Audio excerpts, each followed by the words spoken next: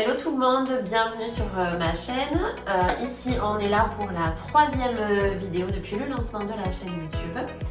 Et on reprend les bases. Comme on a vu sur les premières vidéos, donc où je présentais la marque Auguste et June. La deuxième, on parlait de la prise des mensurations et du choix de la taille de patron.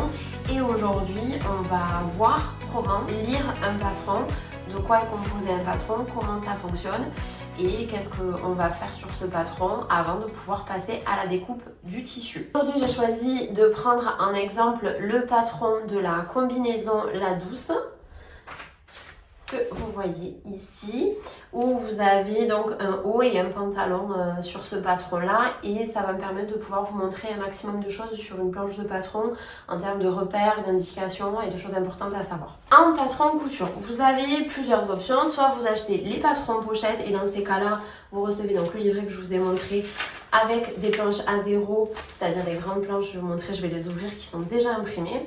Ou alors vous pouvez acheter les patrons en PDF et dans ces cas-là, en fait, vous recevez un fichier sur votre ordinateur. C'est vous qui allez imprimer à la maison et vous allez assembler toutes vos feuilles A4.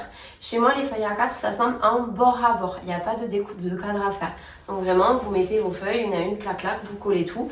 Et vous allez, avec cet assemblage de feuilles, vous retrouver avec ceci, qu'on appelle du coup une planche A0. Vous pouvez le faire imprimer chez un imprimeur si vous commandez le fichier numérique, parce que vous le recevez aussi, vous recevez le A0 et le A4 quand vous commandez en PDF. Ou alors un patron pochette, vous recevez cette grande planche. Voilà, en fonction des patrons, vous avez une, deux ou trois planches. Ça va dépendre du nombre de pièces parce que les pièces ne sont pas superposées. Comme vous pouvez le voir, vous avez vraiment les pièces qui sont chacune bien distinctes. Sur votre planche de patron, en priorité, vous allez retrouver le nom de votre modèle ici et avec ici la légende pour les tailles. Vous pourrez regarder sur l'épisode 2 vraiment comment prendre ses mesures et comment choisir sa taille. Une fois que vous avez choisi votre taille, vous allez pouvoir regarder le tracé adapté à votre taille et ensuite venir choisir sur votre pièce le bon tracé qui correspond à votre bonne taille. Vous avez ici du coup une petite annotation sur la marge de couture. Ça va vous dire que le patron que vous avez là, la marge de couture est comprise, donc vous pouvez couper directement comme ça sur le tissu. Vous n'avez rien à rajouter nulle part. Ici donc on est à 1 cm sur ce patronage.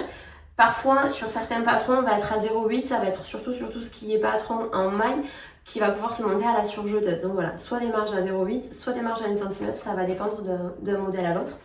Et ici, ce qui va être important, ça va être votre carré test quand vous faites les impressions à la maison. C'est-à-dire, tout à l'heure, je vous parlais des feuilles A4 que vous imprimez, que vous assemblez. Avant de tout imprimer, il faudra que vous imprimiez cette page-là où vous avez le carré 5 x 5. C'est-à-dire que quand vous allez imprimer à la maison votre fichier, vous allez imprimer en 100% taille réelle. Voilà, de façon à ce que la distance et les mesures soient vraiment adaptées comme elles étaient prévues initialement parlant, que vous retrouviez ces mêmes mesures que sur cette feuille A0. Et pour ça, vous mesurez votre carré pour qu'il fasse 5 x 5 cm. Si ça fait plus ou moins, il faudra adapter pour vraiment avoir cette taille-là, sinon vos mesures ne seront pas bonnes. Maintenant, on va voir les différentes pièces de patron, de quoi est composée une pièce de patron et savoir ce que vous allez devoir conserver, garder, sachant que tout ce qui est noté sur la pièce de patron doit être reporté et gardé en tête pour la suite, pour la découpe et pour l'assemblage de la couture, ce qui va vous simplifier les choses. Au niveau des pièces de patron, vous allez retrouver donc le nom de votre pièce, parce qu'une fois que vous avez toutes vos pièces découpées, si vous égarez une pièce, vous savez à quel modèle cela appartient. Donc, vous avez ça. Là, on a la taille du 32 au 52, sachant que vous allez décalquer une taille en particulier. Donc, quand vous allez décalquer votre patron, il faudra bien penser à noter la taille que vous avez décalquée. Et après, vous avez du coup la pièce. Donc ici, on est sur le pantalon devant. Donc là, voilà, vous avez la pièce du pantalon devant. Et vous avez noté couper x2 tissu. Ça veut dire que cette pièce-là, vous devrez la découper 2 fois. Parce qu'en fait, c'est le devant. Donc vous aurez le devant droit et le devant gauche. On viendra après sur la découpe. Mais voilà, sur chaque pièce de patron, vous savez combien de fois il faut les découper, à quoi correspond la pièce. Ensuite, vous avez des petites annotations ici. Par exemple, vous avez le tracé qui va vous délimiter la version short.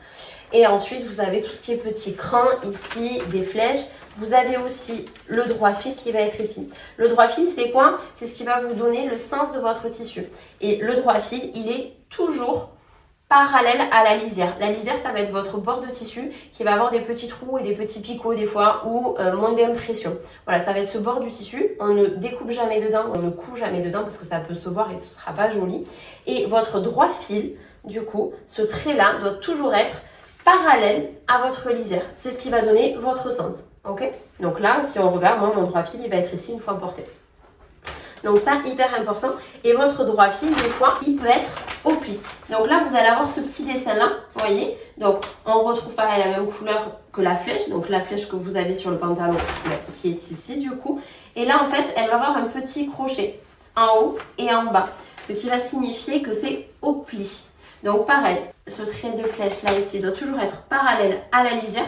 Cependant, vu que vous avez ce petit crochet, ça veut dire qu'ici, votre tissu doit être plié. On va être au pli du tissu.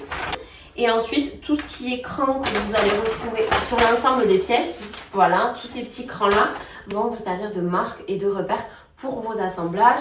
Là ici par exemple, il correspond au pli, donc ça va vous dire, ben voilà, c'est de tel endroit à tel endroit qu'on va venir plier. Là on va avoir l'écran de poche, ça va vous indiquer où vous devez positionner votre poche. Voilà sur ces pièces de patron à peu près du coup, là vous voyez, vous avez parmenture, coupé tissu x2 plus thermocollant. C'est-à-dire que vous allez aussi découper votre thermocollant dans cette pièce-là. Vous l'avez aussi ici pour l'informe dos avec plus thermocollant.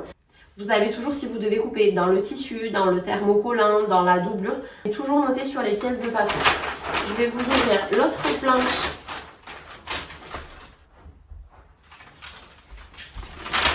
Donc là, sur ce modèle de patron, vous avez 3 planches. Donc là, je vais vous en montrer que 2. Mais ça vous illustre un petit peu, ça vous montre aussi d'autres marquages qui vont être importants. Par exemple, ici, vous voyez, on a les petits ronds. Les petits ronds, c'est ce qui va correspondre à l'emplacement des boutons. Donc, il faudra aussi reprendre et marquer sur votre tissu, qu'on va retrouver ici aussi sur la parmenture. Là, pareil, on a toujours des crans.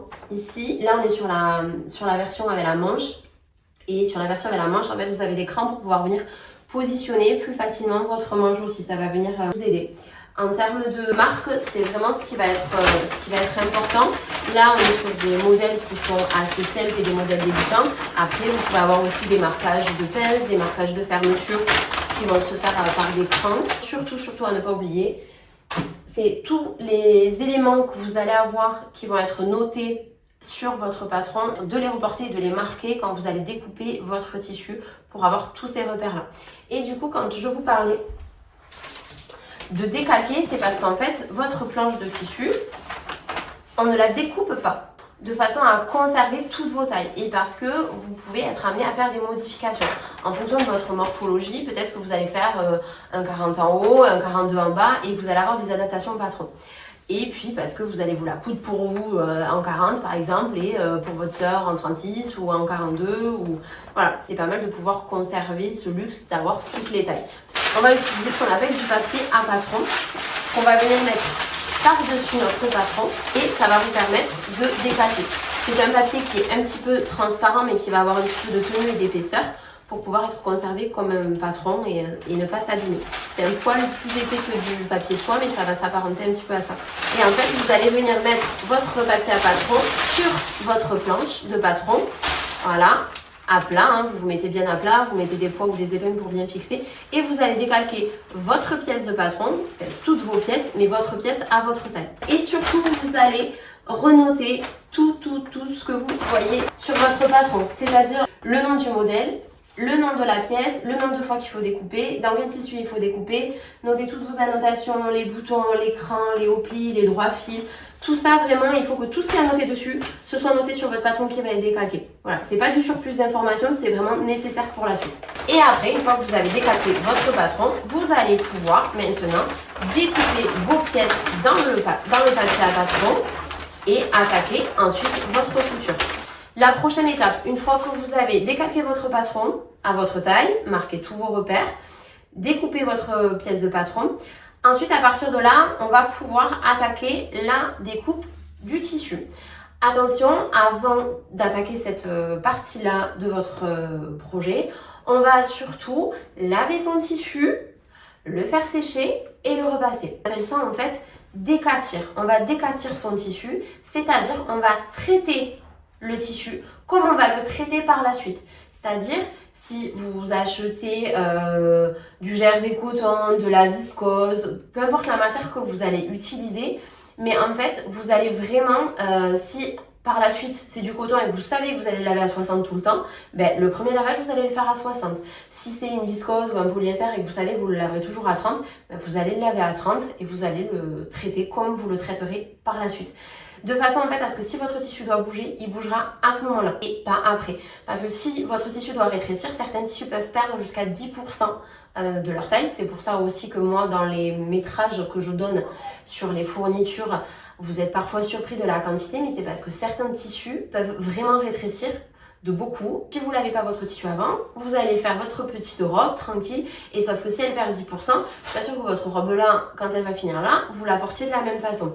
Voilà, c'est un exemple parmi tant d'autres, mais vous pouvez ne plus rentrer dans votre pièce ou la longueur ne peut ne plus vous satisfaire par la suite si elle finit par rétrécir. Dans un prochain tuto, on verra comment on peut placer et optimiser au maximum ces pièces de patron sur le tissu pour aller un petit peu à l'économie du tissu. Parce que moi sur les patrons, je vous propose un modèle assez classique et assez standard pour toutes les tailles pour placer vos pièces. Parce que c'est difficile de faire du taille par taille, mais on va voir un petit peu ensemble comment est-ce qu'on peut optimiser au maximum le placement des pièces de patron et se faire confiance sur ça. Et surtout, ce qui va être important de respecter, le droit fil, le haut pli, le nombre de pièces à découper. Voilà, ça fera le sujet d'une vidéo suivante. Et petit à petit, on va continuer à avancer pas à pas pour vous accompagner et pour que vous preniez confiance en vous et que vous soyez sereine sur le fait de faire votre projet sans faille, sans erreur et en reprenant un petit peu les basiques. Si vous avez aimé cette vidéo, n'hésitez pas à liker, à commenter et à partager. Et je vous dis à très vite pour les vidéos suivantes. À bientôt!